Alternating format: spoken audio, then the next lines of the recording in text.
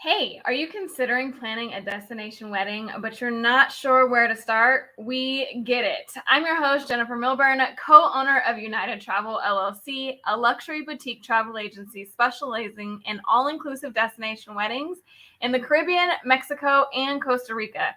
This channel was created to help you erase the clutter and get clear on how to plan a destination wedding by sharing our proven tips, tools, top destinations, and best rated resorts.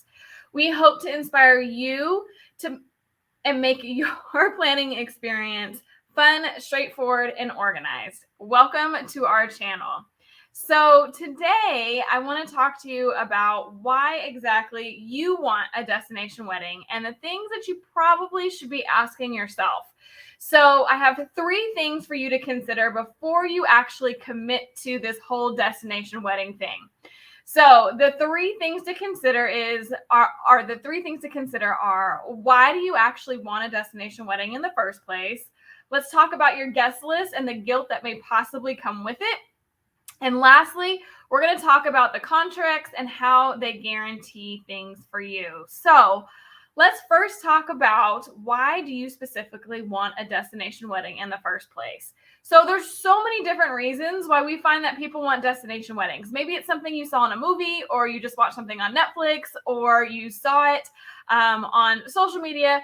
Maybe you read it in a book, or you have a passion for travel, or maybe you went to a friend's destination wedding, or maybe you just want something unique and you just don't want the traditional one-day event anymore.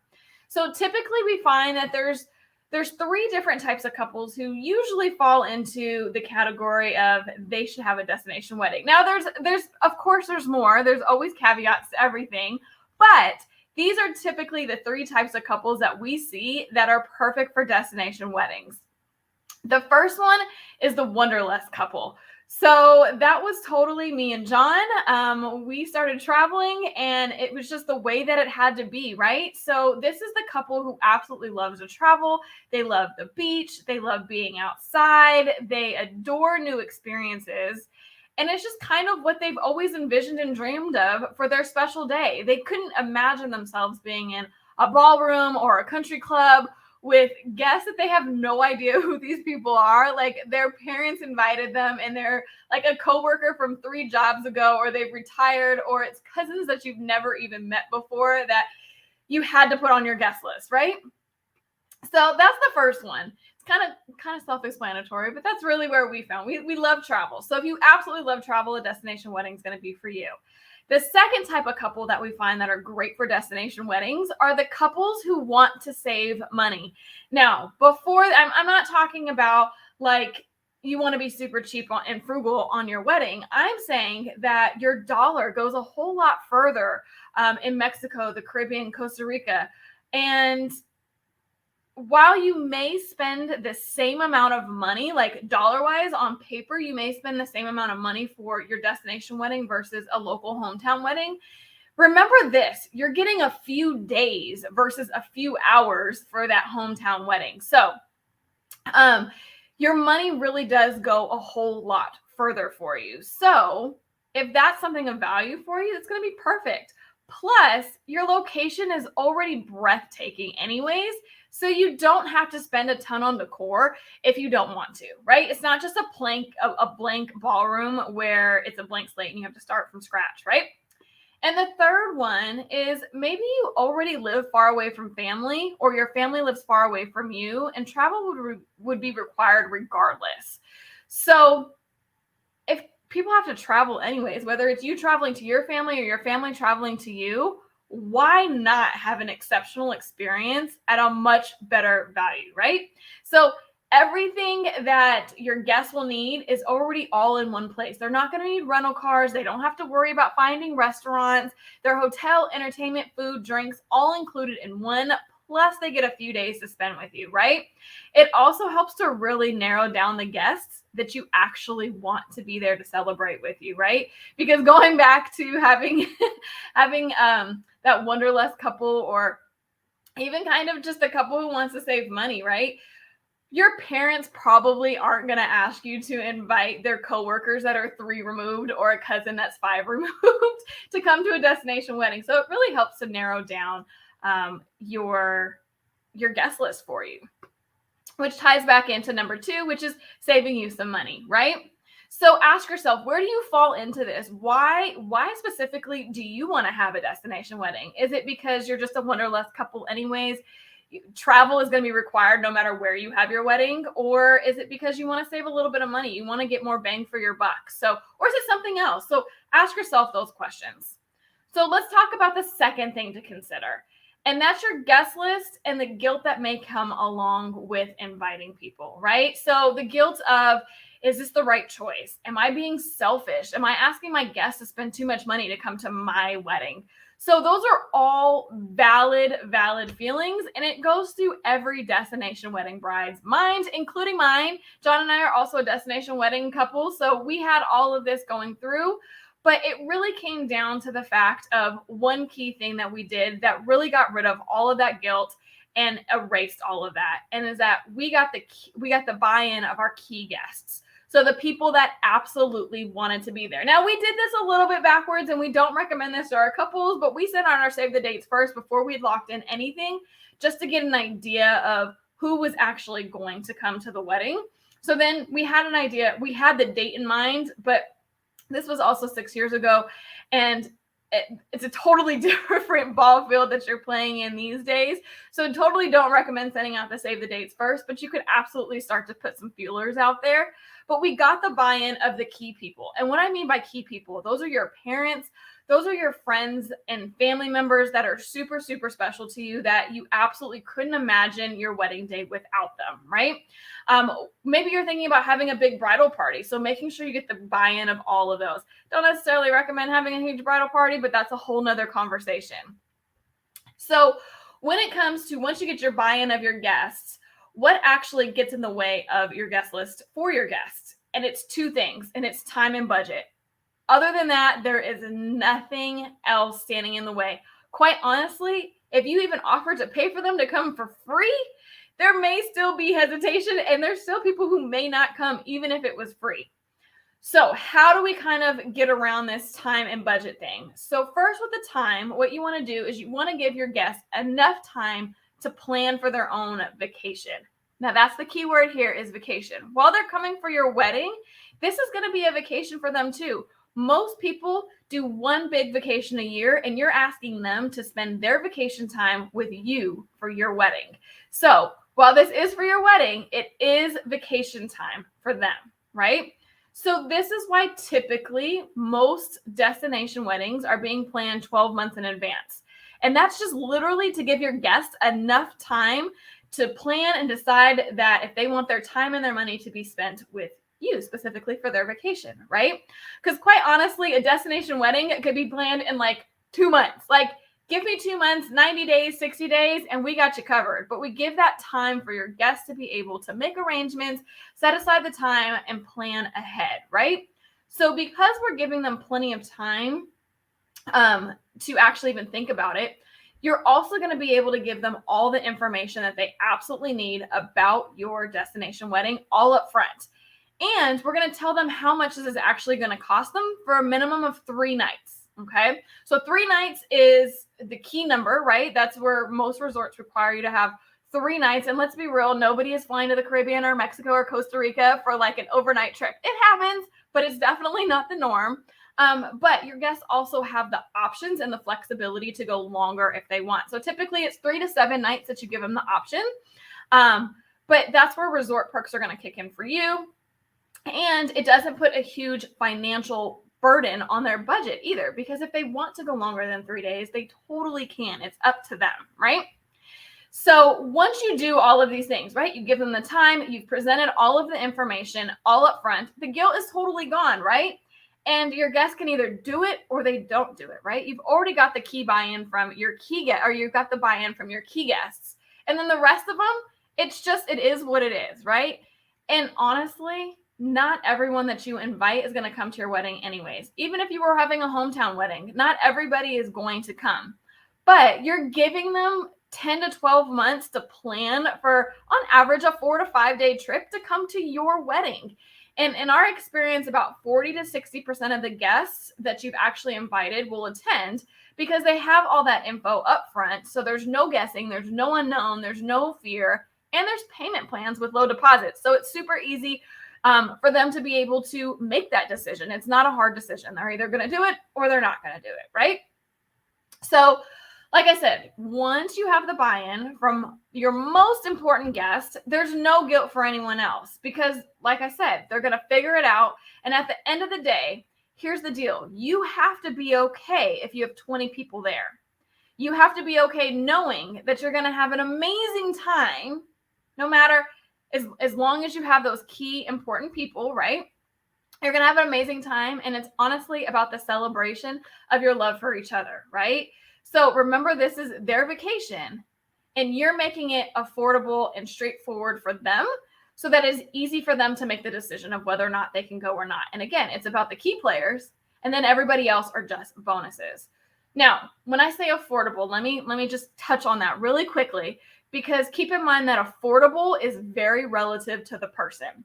So be careful when you're first starting out on this whole destination wedding planning thing and you reach out to these different Facebook groups and communities and people and everything else, and you're asking for recommendations on some suggestions of resorts.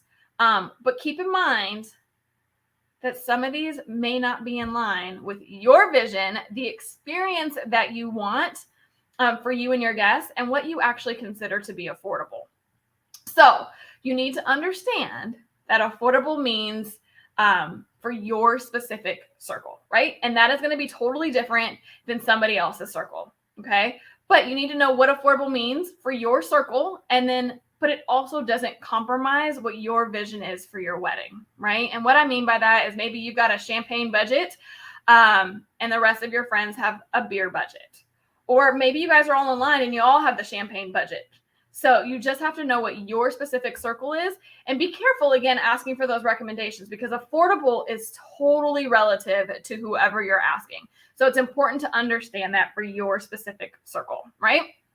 So keep in mind, you want your guests to be raving about this experience, this wedding, your wedding for years to come. So you have to really consider your family and friend, your circle standards and how that translates into cost and experience, right? You want good service, you want clean rooms, you want good food and drinks that taste good and people aren't getting sick. You don't want to hear about Aunt Susie is sitting at the swim-up bar and she's sitting there complaining, which, by the way, she's probably going to complain about everything anyways, but you don't want your guests complaining. Quite honestly, our wedding was 6 years ago and people still talk about it to this day. We still talk about the chicken at the reception. Like, it is still one of the things 6 years later people are still talking about.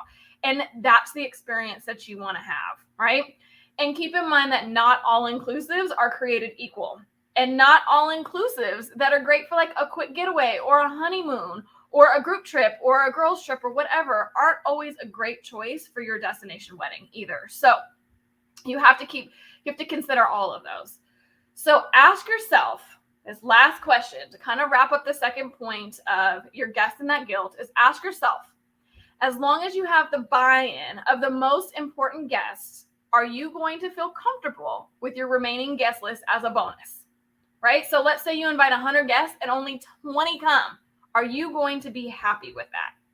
Personally, I think you should. John and I had a very small and intimate wedding. We invited about 60 people with our Save the Dates, and I think we had about 25 in total. And it was an amazing, amazing day. So again, it was the key people that wanted to be there. So I think that as long as you're happy with those 20 people that are there, go all out for those people because those are the people, go all out and give like those people that world-class party, that experience that they're going to talk about for years because those are the ones who committed to being there for you, right? To share their vacation time with you for your special day. And by the way, there's no beef with those who can't make it. Just let them be, right? Don't get caught up in the drama. This should be a fun experience. Just let it be. Accept it and move on. So as long as you're comfortable with that, you're good to go. And then the third thing to consider when it comes to destination weddings is contracts. So what we find is that when it comes to destination weddings, a lot of people are afraid of signing these contracts with their vendors. But without a contract, you can't guarantee that you're protected, the vendor's protected, your money's protected. You can't guarantee anything, right? And I guarantee you want to be protected, especially going into something like this, right? And contracts are just part of life. Like, people will question up and down contracts for destination weddings, but literally we sign contracts every day. The minute you sign into social media, you've signed a contract. When you bought your house, or you signed up for your, you rented your apartment or your condo, when you bought your car, when you signed up for your cell phone, we signed contracts. But a lot of the time we just like check the box and keep it moving. We don't actually read it. But I think when it comes to your wedding, people tend to get a little bit more honed in on contracts, and they start to freak out a little bit. Even when you buy trips online, like, you're signing a contract. It says, do you agree to the terms and conditions, right? You're signing a contract. They're just really small, and most of us don't read them, right? Like, you sign into your iPhone and it asks you, do you agree to the terms and conditions? It's a contract. You're signing it. We sign contracts every single day. So if you have a vendor for your wedding and they don't have a contract, you should be weary, because you're not protected. So I encourage you to get comfortable with professional vendors that have contracts in place to protect you, right? So getting a contract is the only way that you can lock in hotel rates, your wedding decor packages, your local wedding planner if you go that direction, photographers, anything else that you may need, because most vendors will increase their prices yearly. So if your wedding isn't, because you're a destination wedding, you're typically planning you're getting it started within a year in advance. And with that contract, it locks in those rates that are in that contract. So there's a couple of contracts that you're going to need right in the beginning of your whole planning process. The first one is going to be your wedding contract. Your wedding contract is going to be directly with the resort or the offsite venue that you so choose. And what this contract is going to do, it's going to lock in your date. It's going to lock in your time. It's going to lock in your location of exactly where your wedding is going to be. And usually it does require some type of deposit. And then your second type of contract that you're going to need right off the bat is going to be your room block contract. You want everyone to have a place to stay at your wedding. And this is the best way for you to be able to lock in rates. So this is going to allow your guests to save money in the long term and to be able to make payments over time. So it's not like they're going online and they have to pay it all up front, or they're getting different prices, right? So as time goes on, room rates increase at resorts. So rooms sell out. They've gotten more popular. The hotel ends up getting booked up. Certain room categories are booked and they're not available, and then they have to pay for more expensive rooms, et cetera, et cetera. There's all types of uncertainties and unknowns that go along with not having a contract. So when you do a block initially, whether your guests book right, like when you send out the save the date, the first day, the first week, you send out the information, or if they book 3 months before the wedding, everybody's paying the same price, right? So when mom books on the first day that you send out this information, and then like your best man waits until the month before the wedding or 3 months before the wedding and has you freaking out, everybody is going to have the same rates, right? And this is not the only way to do rooms, to book your rooms for your wedding.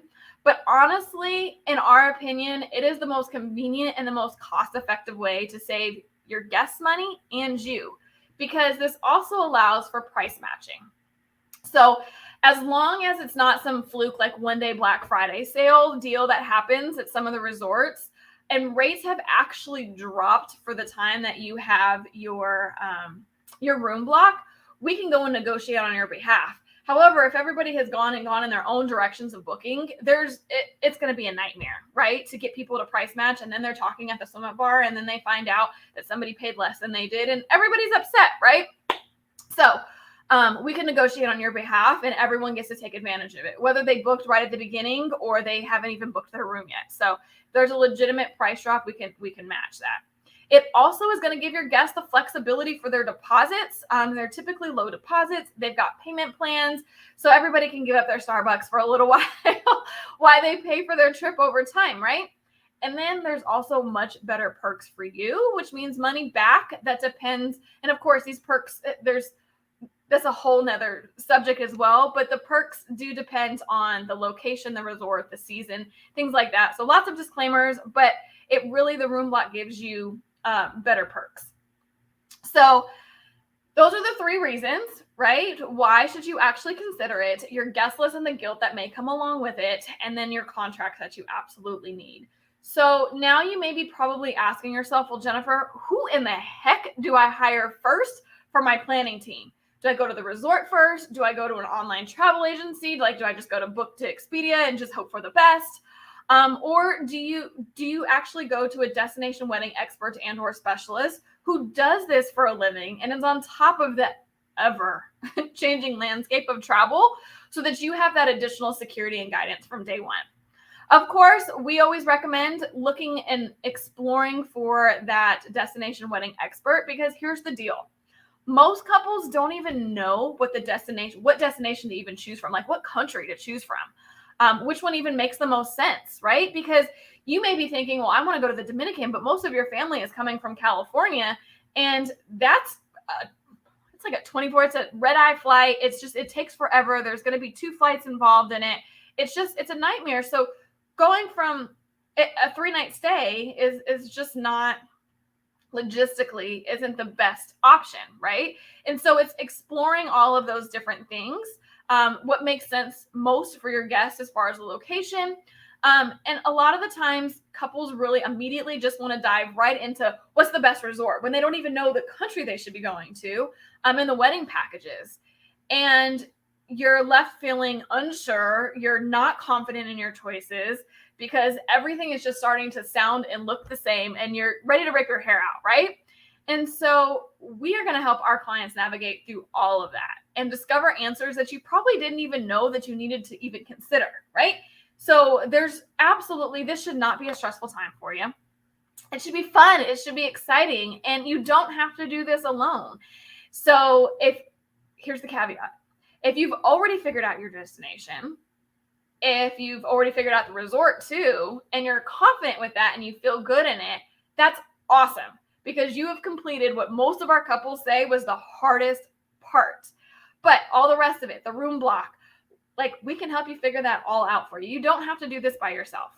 So I hope this was helpful. I hope it gave you some things to consider. And I want to thank you for joining us. And in the meantime, make sure that you do subscribe to our channel and schedule your complimentary planning session to get the rest of your questions answered on how to plan your destination dream wedding, calm, cool, and collected.